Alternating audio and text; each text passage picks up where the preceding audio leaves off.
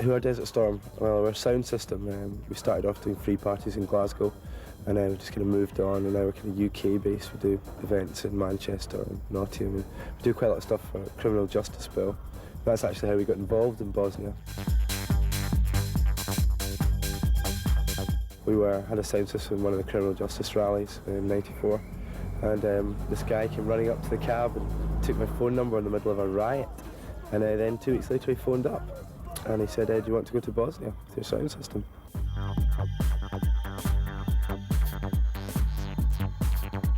We've been there before, doing parties with aid convoys. We've been out there twice, last winter and this summer just there. And we're going back now on our own to try and get to Sarajevo this time. We've been to Tuzla and a few other places before, but we really want to get to Sarajevo and do something now. The ceasefire's in place. We've got some medical supplies and food and like cuddly toys and stuff like that. And we don't actually have a predetermined destination to take these, but we're just going to try and give them out when we get there, orphanages or wherever we come to. Well, there's the 3 DJs. That's me from Glasgow, Danny from Manchester, and James from Nottingham. Then we've got Simi coming. He's from Glasgow. He fixes all the electronic stuff. He's quite a strange character. And we've got another strange character coming, Joe. He's Danny's friend from Manchester. And we've got Kerry, James's ex-girlfriend. She's coming. How many sound systems go to war zones?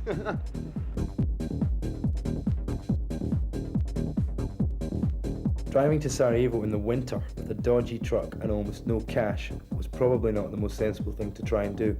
But after hearing about the ceasefire, we just had to get there and take part in the peace celebrations. So we packed up the truck with the sound system, as much aid as we could, and set off across Europe playing fundraisers along the way.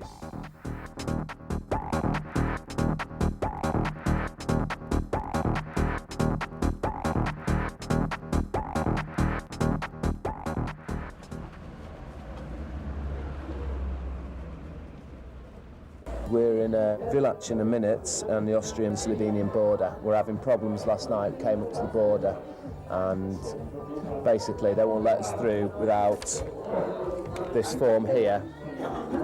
Now, on this form here is a statistical value for all our equipment, and on here it says 4,300, which is true. Unfortunately, we have to pay 2,150 to get through the border, which we don't have. So, what we're now doing is falsifying documents to try and get across, and we're going to change it to something that we can afford, like 20p, and throw it at them. Unbelievably, the forged documents got us through the border and into Slovenia. Desert Storm are used to overcoming obstacles. There's always a way of sorting it. However, our next problem was much more serious. The gearbox seized, and suddenly things were looking very grim.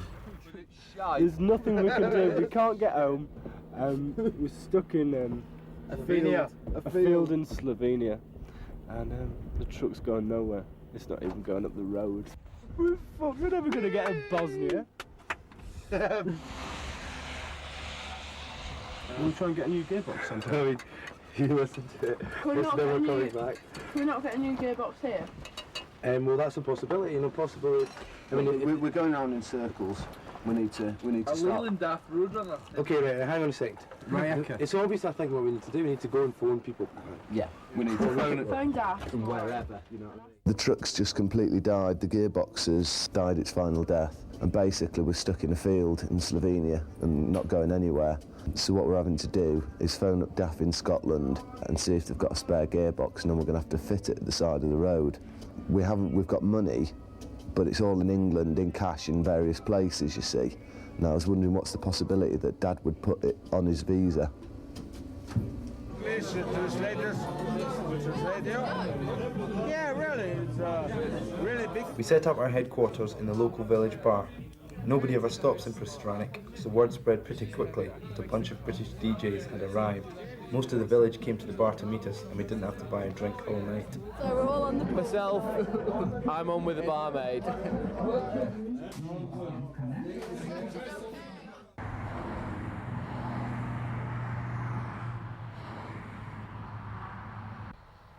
James's dad's credit card had done the business in Scotland and our gearbox was now on its way. But in the meantime, Joe had been busy elsewhere. The good news is we've got a gig tonight. Good. We've got to get out our equipment. Yeah. We've got a van. The bad news is they're not that keen on tech now. I spoke to you on the phone. Sure. And you are? Mila. Mila, okay. Danny.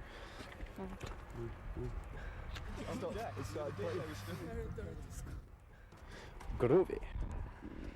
Dank. Well.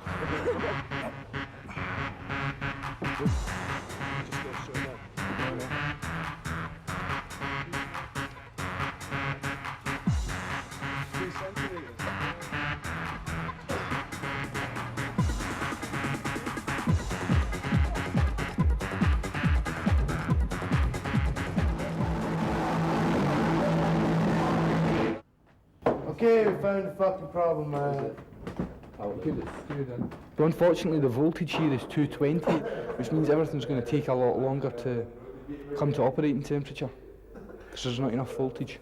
We're 20 volts down, which in AC is not a lot, but in these are quite delicate things, you know, and I think it should be okay. You can use most stuff on 220 and 240, but I think it is 50 hertz.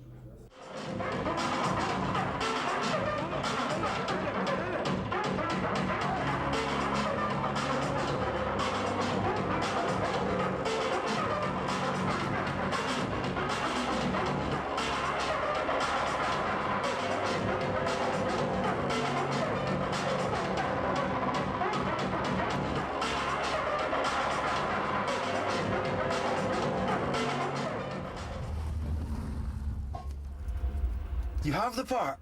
Oh, absolutely brilliant. Right, okay, now how do we get to you? Yeah. Breakdown lorry. Der Abschleppwagen. Der Abschleppwagen. No? That's I what don't we know. need. That's what we need. At last, we had the part. £1,000 worth of shiny new gearbox.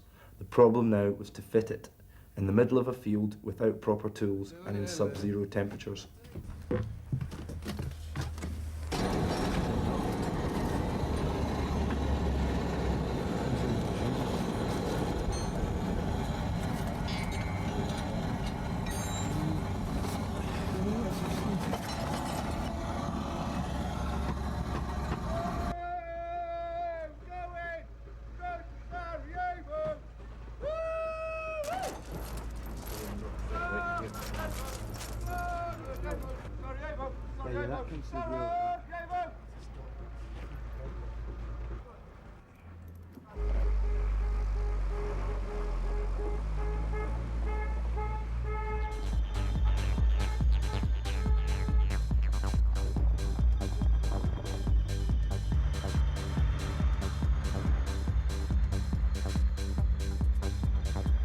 The gearbox had put us behind schedule, so we drove the next 2 days non-stop through Croatia to make up time. There were still no signs of the war, even though we were only a few hours away from the Bosnian border.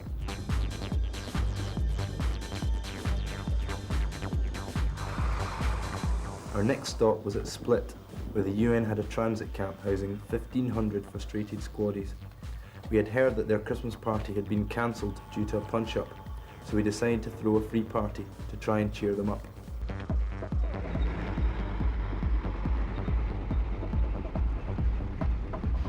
Dobro jutro. Dobro jutro. Ah, Zašto vi to snimate? Govoriš engleski? Nis. Nee.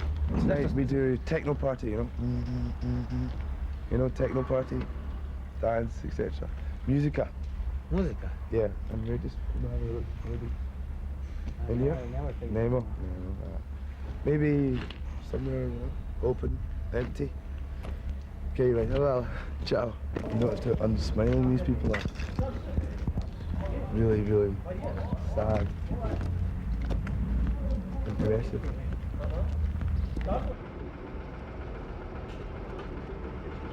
We're having a party. Oh yeah? Yeah. Down there, just past those orange containers, we're building a venue. Where is it? Big piss up. Just down there? Yeah.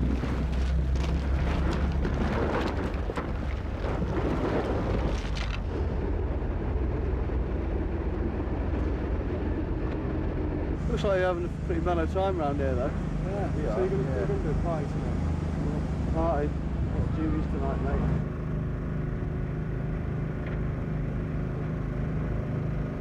Half 8 time, yeah? Yeah. Just down there Until with the those MPs. colours, Yeah. Okay, see you later. You got an address for like when I'm out of the army? Sure. Yeah. Cheers. Cheers, man. Yeah. I'll do. Yeah, Sandy. Shit, isn't it? Oh, right. Yeah. Good. Dress nice. So it's where we actually be doing it, down the bottom, is it? Yeah, down the bottom somewhere. Those We're containers. trying to keep out of the way of the officers. Where's the officers' mess? On the side? Here. Yes. Because we just want to sort of keep out of the way a bit of the officers' mess, really. You know what, Keith? They're not here. No, I'm not sorting the aid out. It's kind of dual mission. I'm looking for some washing powder. Bath and shower gel, that's no good. I'm looking for the magic mushroom that Keith stashed in one of these boxes of aid. It could be anywhere. So it's down there, the building, like a makeshift venue. Do you reckon you'll come? So that is it, that place, yeah? Yeah, probably. Time's it on? 8:30. This one looks good. To be quite honest, I don't think you'll get far. Yeah? Yeah. Why? I'm not saying too much. If you find toiletries, Keith, pass them over here because there's a toiletries pile, yeah? Try not to get lots of condoms to the kids at the refugee centre, you know? Yeah, that kind of stuff. I am actually sorting the aid out as well at this stage. I'm not just looking for the mushrooms. I set them right at the bottom, you know, because... No, I think seriously, Keith, you are fucking...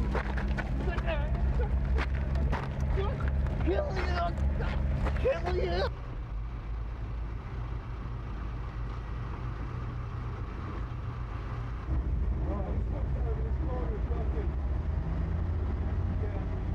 We made a nightclub, but we've now... Nightclub, small one. Yeah, only a small one. Small, underground. But apparently now all the soldiers are confined to base, which is a bit of a shame. But apparently they said they'll be coming out anyway, so they did last time. Now but listen, that was plugged into tape, right? And when you press auxiliary, it shorts the tape input out. That's why you get 2 channels on the one. Okay. Right. Now try it.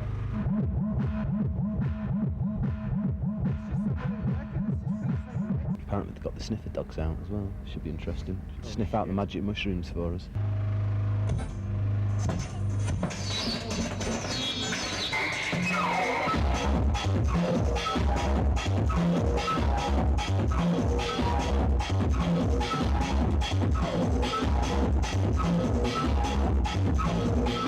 It was a bit of a disaster, really. Only about 10 people turned up. The rest were all too scared of getting caught by the military cops. The military police turned up, like 19-year-old lads. One of them looked like he was on fucking speed. There's little torches. Seen any squaddies round here? Seen any squaddies round here? Really? Yeah. I said, no, mate. I think we might have had slightly more than 10. But yeah, about 10.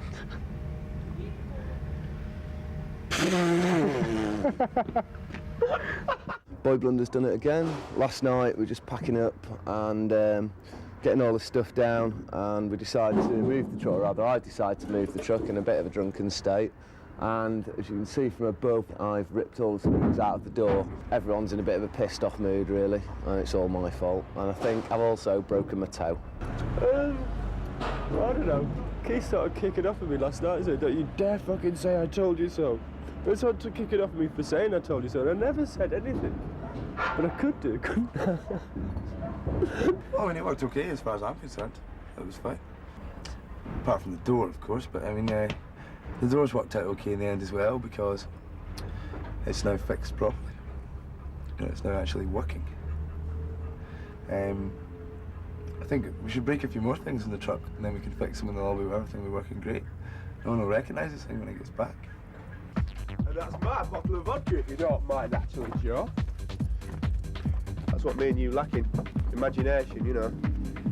Don't have no imagination. Oh, you say got no imagination. Any imagination you've got, I'll have 10 of them. Thanks very much. So he sold me 10 of them. Yeah. Yeah, Straight away, 50 Dave. Deutschmarks each, I think they were. How much? 50. Didn't work though. That's good though. Bastard. Tablets, Willie? Or was it liquid? 8 tablets. Imagination tablets, eh?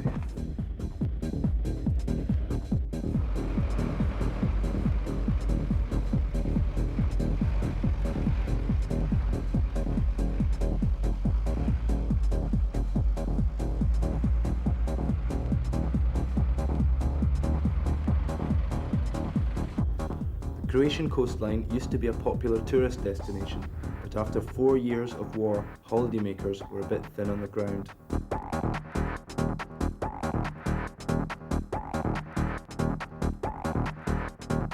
As we drove towards Bosnia, we started to see more signs of the war. It didn't matter that we'd encountered all this before on previous trips, it still takes a lot of getting used to.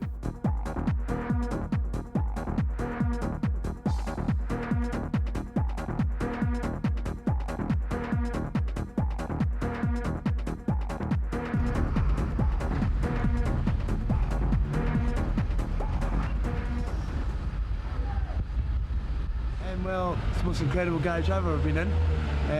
I think the guy that works here must get paid a hell of a lot of cash to work in a petrol station in a war zone. Not quite the job for me. You're not exactly sitting around reading the sun in here, are you? You're watching the skies for mortars.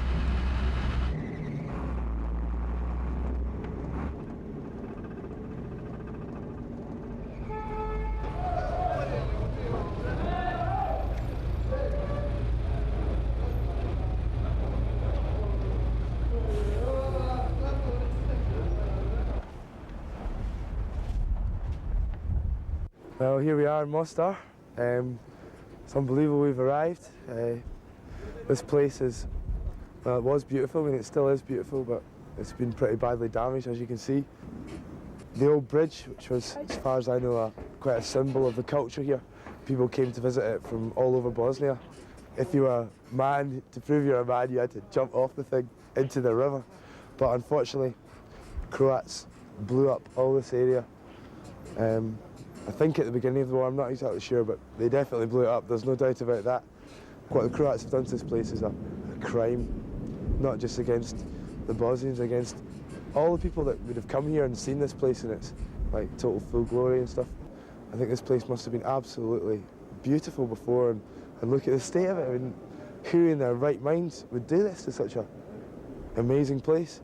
This isn't war, this is just like murder against the indigenous population. It's not soldiers fighting soldiers, it's destruction of heritage of the Croats too. I mean, it's their city as well, and look what they've done to it.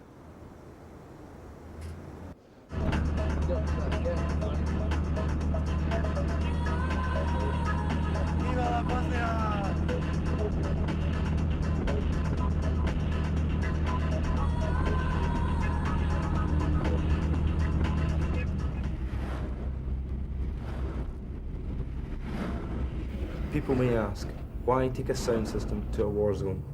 Well, we don't think that music's a luxury, we think it's an essential, yet it's always one of the first casualties of war. As the conflict drags on, the stress of living with the constant risk of death increases daily, building up like a pressure cooker. People need to forget the war and feel like normal human beings again, even if it's just for one night. How can anybody put a price on that?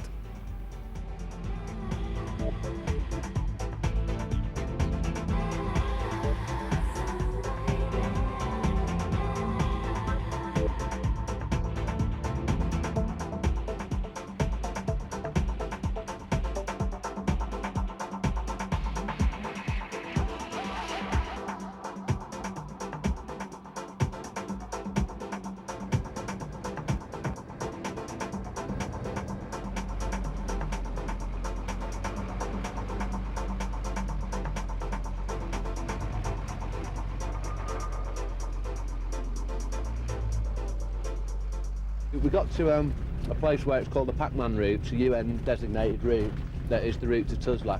Now we were told earlier in Mostar that we could drive straight to Sarajevo, no problem. But we'd picked up a hitchhiker with this guy called CeeLo, and he said basically he didn't want to go that way because it's a Chetnik area, Serbian-held area. Because even though the war's stopped, there's still a lot of bad feeling. I was talking to a soldier before, and he was saying, yeah, all right, the I-4 said that the war's stopped, but really it's still going on. In pockets, things are still happening. So that's why we're doing this skirt around. Now, I've also picked up a load of soldiers with us who are currently hitching, which is going to help us get through every checkpoint we see, because basically no one's going to stop the soldiers.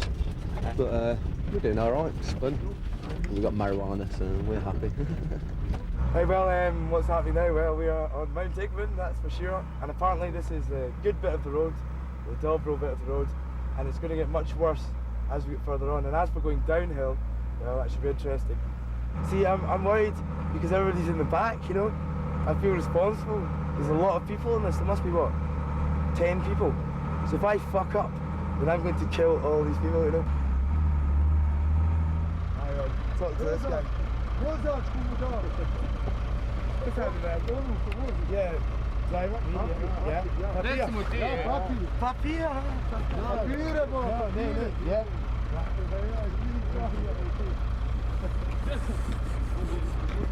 Passaporte.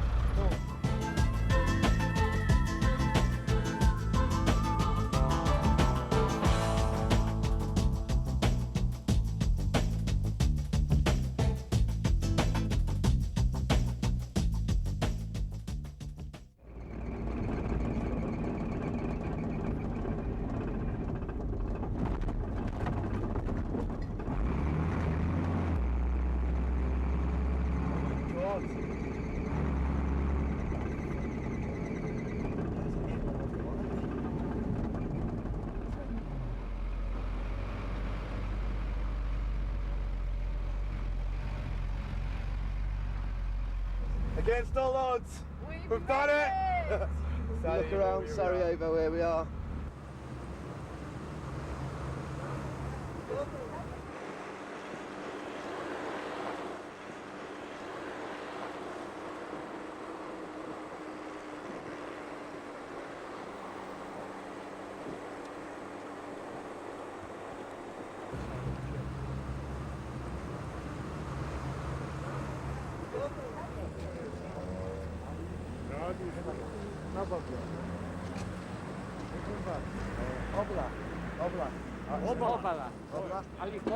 We've only been here, I don't know what, a couple hours, 3 hours,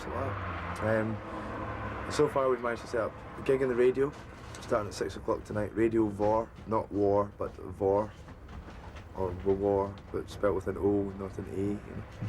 And it's a young person's radio, so we're going to play on that. I'm going to tell them that we're going to drive around the city tomorrow playing music. Ali kod nas se svirala tehno muzika, u Tudu su čak okupili 2000 ljudi, tamo svirali tehno muziku i ono što su se u nekih narednih sat.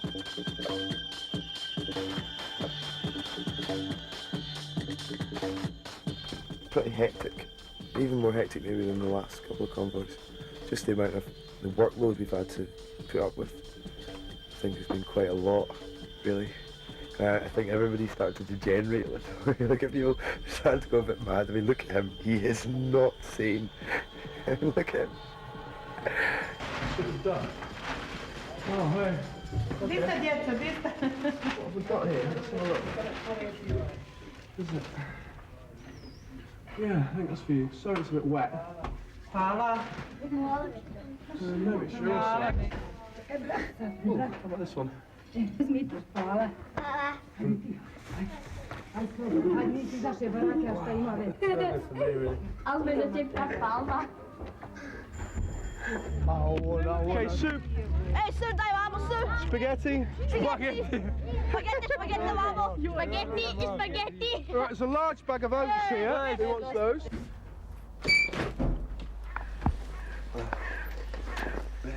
Here we see Sarajevo by day. We've been told actually not to park the truck. We had to park the truck on the other side of the street last night because no running water, so people just to throw the shit out the windows, as in shit. How come we're in Serb territory? I mean, no one told me till we were here. Oh, by the way, we're sleeping in Serb territory today. So we're in a Serbian's house who's had to split because of the war. It's a Serbian who fights in the Bosnian army, so obviously he had to leave here.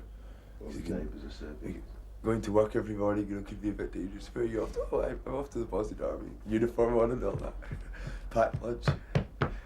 Can't see it. So the neighbours were all Serbs. I don't know if that means they're Czechniks though. I don't think so.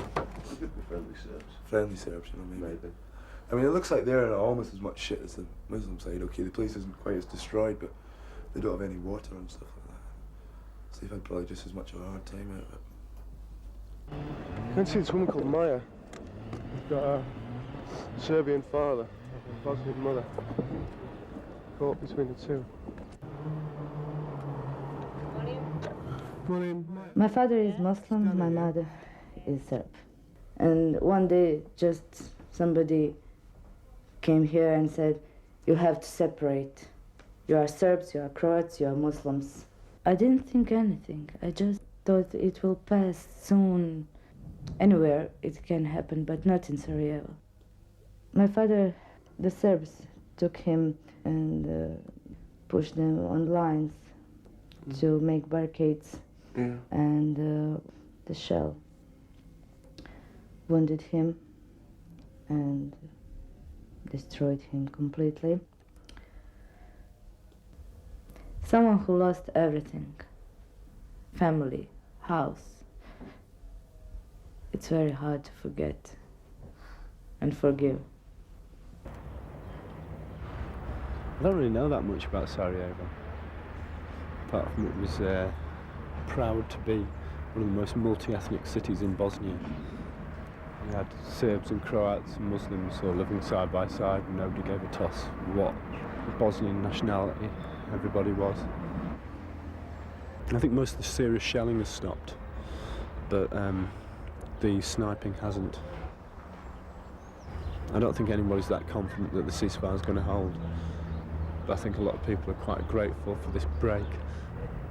I think people do appreciate the fact that we've come here for no profit motive, just to play, just because we know that music can make a difference.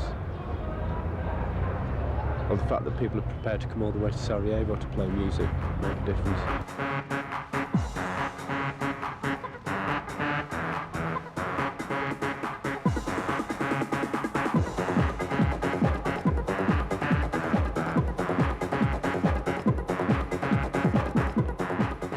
We drove around Sarajevo all afternoon playing music to publicise the party we were throwing in Club Obolar later.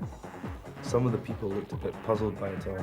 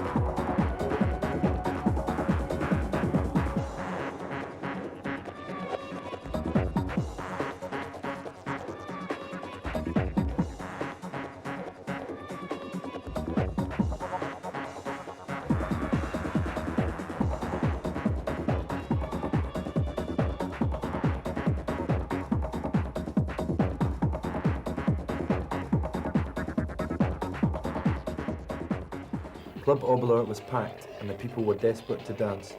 Obolar was the only club to stay open during the 3-year siege. It was the climax to our trip. We had brought what we did best in recognition of what they had been through and the need to forget about the war, if only for one night.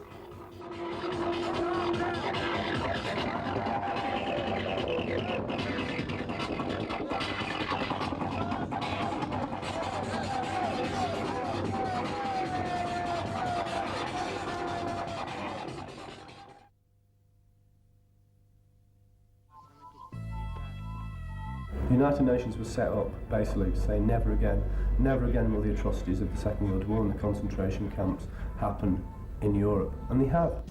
The number of people have been slaughtered, the number of people have been put in concentration camps, the torture and the rape that has gone on No one who's seen it is going to forget that.